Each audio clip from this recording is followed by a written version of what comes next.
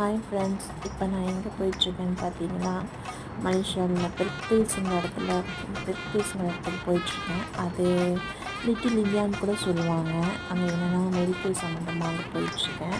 எனக்கு என்னென்னா doctor permit போடுறதுக்காக மெடிக்கல் செக்கப் பண்ண போயிட்டுருக்கேன். போய் மெடிக்கல் செக்கப் பண்ணிட்டு என்ன பண்ணேன்னா, நான் மதியம் சாப்பிடல. அதனால என்னென்னா இப்போது மெடிக்கல் போடுறதுனால ரொம்ப டயர்டில் இருக்கேன். அதனால என்ன பண்ணேன்னா போய் அடையாறு ஆனந்தபுரம்ல லஞ்ச் சாப்பிட்டுட்டு அதோட நான் கிளம்பிட்டேன்.